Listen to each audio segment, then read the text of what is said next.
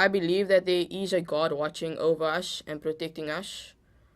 Hi everybody. My name is Tarique. I'm 16 years old. I attend Fisher High School and I'm in grade 11.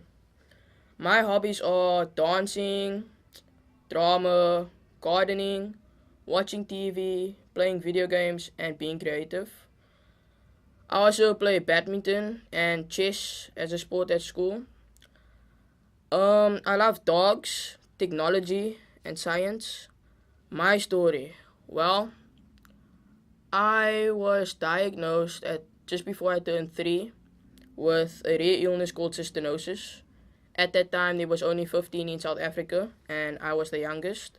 Because this illness affected mostly my kidneys, I was in chronic renal failure from the age of 6, and the age of 11, I was put on the donor list to get a kidney transplant.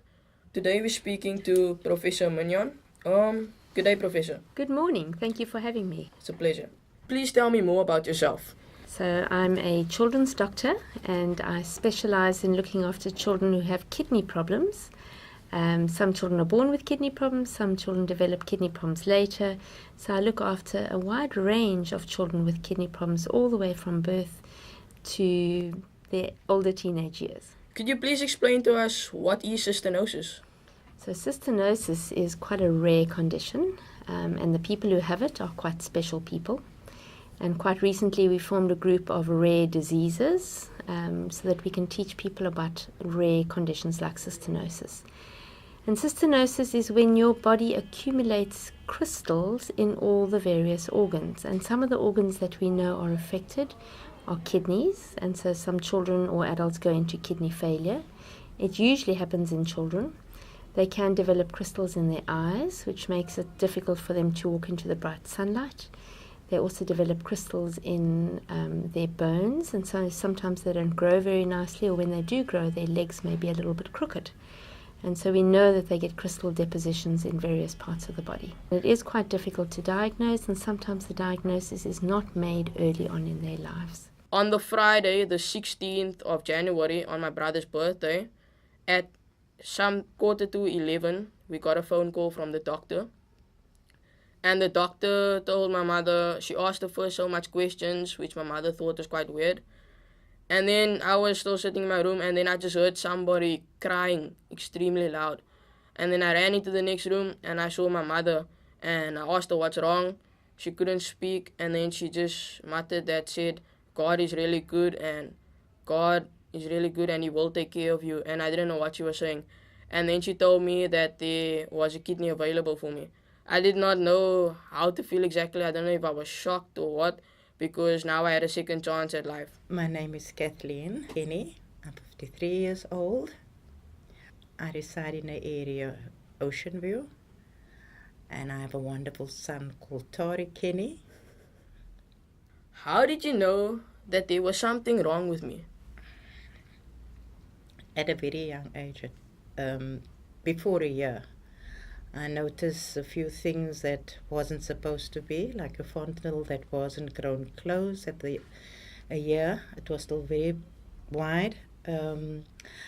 Your urination, the smell of it, you could never look up into the light, and it bothered me, and I went back and forth to clinics to have it checked, which they couldn't find out. They actually diagnosed you with TB for a year and 8 months, which wasn't.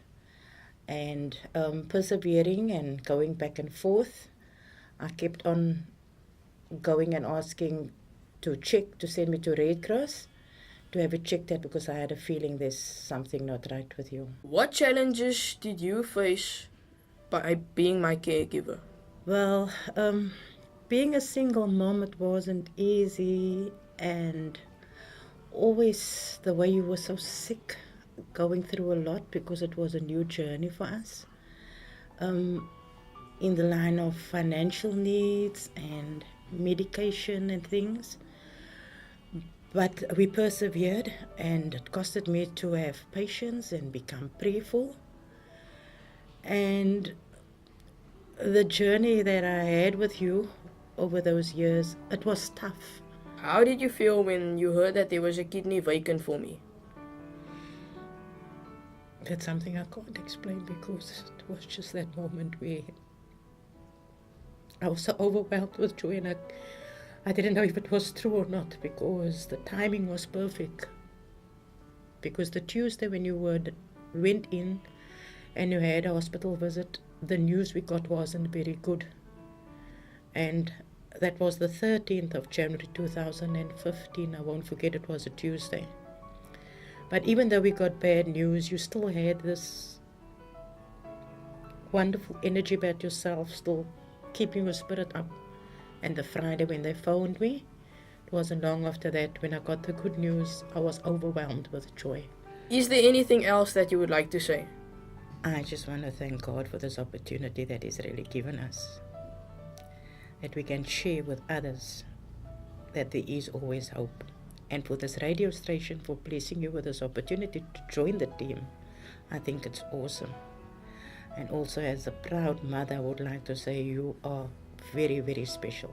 And I love you too, but Tarique, and may God take you from strength to strength. Thank you so much, Mommy, for everything that you have done for me in my life. If not for you, I would have not been here. If not for your guidance, your counseling, your loving, and your caring nature, and having fun with me and educating me about life, I would have not known the things that I know and be the person that I am today. So I would just like to say thank you for being a strong, independent, and God-fearing woman. Thanks for joining us on this radio show. It's a pleasure.